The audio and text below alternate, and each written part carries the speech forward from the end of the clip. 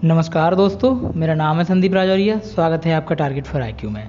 तो दोस्तों 125 साल का इंतज़ार हो चुका है ख़त्म। अब हम सही मायने में कह सकते हैं कि हमारा देश आगे बढ़ रहा है और ये मिल चुका है हमें एथलेटिक्स में फर्स्ट मेडल नीरज चोपड़ा के द्वारा।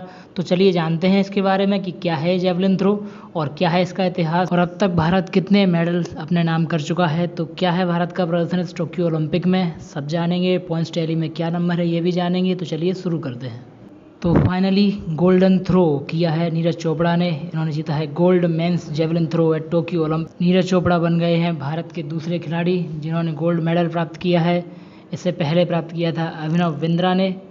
2008 के ओलंपिक्स में अभिनव बिंद्रा ने शूटिंग में जीता था स्वर्ण पदक। देख सकते हैं एथलेटिक्स फेडरेशन ऑफ इंडिया का ट्वीट है, the king brings it home, 125 years of wait ends here in AFI's 75th year, we are speechless champion Neeraj Chopra. तो ये कह रहे हैं 125 साल का वेट एंड हो चुका है, यानी कि 125 साल से ये एक मेडल के इंतज़ार में थे, गोल्ड मेडल के एथलेटिक्स में। अब इंडिया के पास हो गए हैं टोटल 35 मेडल्स, जिनमें देखिए आप देख सकते हैं कि केवल एक ही गोल्ड है एथलेटिक्स में, जो कि अभी नीरज चोपड़ा को मिला है। इससे पहले 125 साल के ओलंपिक के इतिहास में एक भी मेडल भारत में नहीं आया है। एथलेटिक्स में सबसे ज़्यादा आए हैं 8 गोल्ड मेडल्स, जो कि हॉकी में आए हैं, एक आया है शूटिंग में। तो अगर बात करें तो फिर ये साल ओलंपिक के इतिहास में भारत के लिए बहुत ज़्यादा महत्वपूर्ण रहा है। यहाँ पर बहुत सारी उपलब्धियाँ हासिल करी भारत ने, जैसे कि जो भारत की रैंक है वो भी बढ़ कर के 47th हो गई है पॉइंट्स टेबल में। देख सकते हैं टॉप पर है चाइना जिसने 38 गोल्ड मेडल्स जीते हैं। उसके बाद USA है, फिर जापान, और इस तरह से इंडिया का 47th नंबर है। चलिए अब जानते हैं कि जेवलिन थ्रो होता क्या है। तो बेसिकली इसे कह सकते हैं हम भाला फेंक।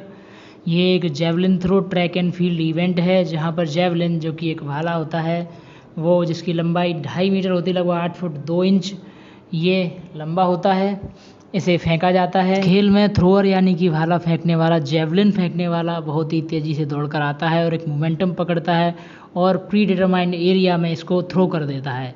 ये इवेंट है जो कि मेंस डिकैथलॉन और वुमेंस हेप्टाथलॉन दोनों में है। अगर बात करें जेवलिन थ्रो की हिस्ट्री की, तो जेवलिन माना जाता है कि ये एंशिएंट ओलंपिक गेम्स में पेंटाथलॉन का हिस्सा थे 708 BC में। पेंटाथलॉन होते हैं एक 5 टाइप के गेम्स, उनका ये ग्रुप था, उसमें एक ये थे। को बाद में 2 कैटेगरीज में डिवाइड कर दिया गया, जिसमें जीतने वाले का निर्धारण होता था 2 तरीके से। एक होता था कि जेवलिन ने कितना डिस्टेंस कवर किया है, जिसने ज़्यादा डिस्टेंस किया होता था उसे विजेता बना दिया जाता था। और दूसरा होता था कि accuracy in hitting a target, यानी कि जो टारगेट फिक्स किया है उसको हिट करने में कितनी एक्यूरेसी। तो ये तो है एंशिएंट गेम्स के बारे में, लेकिन मॉडर्न टाइम में इसकी शुरुआत हुई थी 1870s में जर्मनी और स्वीडन में। वहाँ पर लोग पोल्स को फेंका करते थे, जेवलिन जैसा पोल बांधते थे उसको। इसके बाद जल्द ही यह गेम और कंट्रीज़ में भी फैल गया और फिर इसके लिए रूल्स बनाए जाने लगे। और स्टार्टिंग में जब ये फेंका जाता था तो रनअप नहीं होता था, जैसे कि अभी आपने देखा होगा मैच नीरज चोपड़ा ने फेंका तो काफ़ी दूर से रनअप लेकर के आए थे वो। लेकिन स्टार्टिंग में 1890s से पहले तक ये बिना रनअप के फेंका जाता था, एक ही जगह पर खड़े होकर फेंका जाता था। दोस्तों ये गेम स्टार्ट हो चुका था 1870 से ही, लेकिन ये ओलंपिक्स में आया 1908 में मेंस के लिए और 1932 में वुमेंस के लिए। बात करें नीरज चोपड़ा के परफॉर्मेंस की, तो उन्होंने आउटस्टैंडिंग परफॉर्म किया है।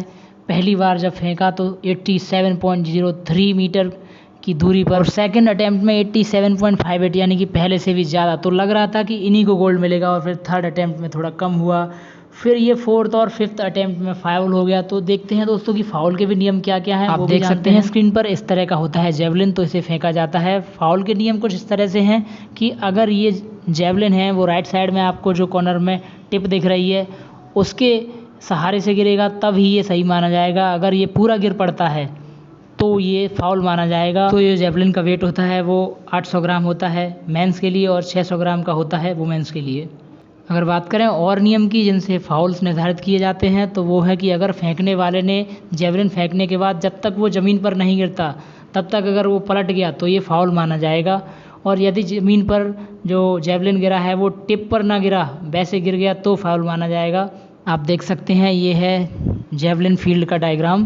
तो ये जो आपको बीच में कर्व लाइन दिख रही है ये है फाउल लाइन। अगर इससे आगे अगर पैर चला जाता है या इस पर पैर पड़ जाता है तो फाउल हो जाएगा। और फेंकते टाइम पर जो स्पीयर है, जो जेवलिन है, वो हमेशा शोल्डर से ऊपर होना चाहिए खिलाड़ी के।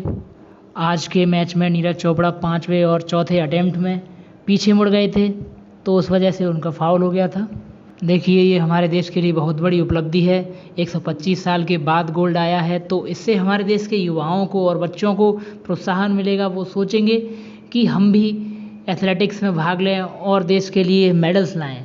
देखिए, आज के अपने देश में कितना क्रेज़ है क्रिकेट का। क्रिकेट की एक सीरीज़ चल रही है, लेकिन उसका किसी को ध्यान ही नहीं रहा। ओलंपिक में और यहाँ पर नीरज चोपड़ा के गेम को देखने के लिए पूरा भारत इस तरह से आंखें गड़ाए बैठा था, तैयार बैठा था जश्न मनाने के लिए। दोस्तों, मैं आपको बताना चाहूँगा कि इस बार जो ओलंपिक में मेडल प्राप्त किए हैं वो अब तक की हिस्ट्री में सबसे ज़्यादा हैं। इससे पहले 2012 में भारत ने प्राप्त किए थे 6 मेडल और इस बार हो चुके हैं 7, और शायद अभी थोड़ी बहुत उम्मीद है कि एक और आ सकता है।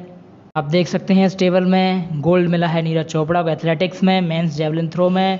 साइकोम मीराबाई चानू को मिला है सिल्वर। वेट लिफ्टिंग में वुमेन्स 49 किलो कैटेगरी में सिल्वर मिला है रवि कुमार दहिया को। रेसलिंग में men's free style 57 kg category में एक ब्रॉन्ज मिला है पीवी सिंधु को। बैडमिंटन में वुमेन्स सिंगल कैटेगरी में और एक ब्रॉन्ज मिला है लवलीना बोर्गोहेन को बॉक्सिंग में।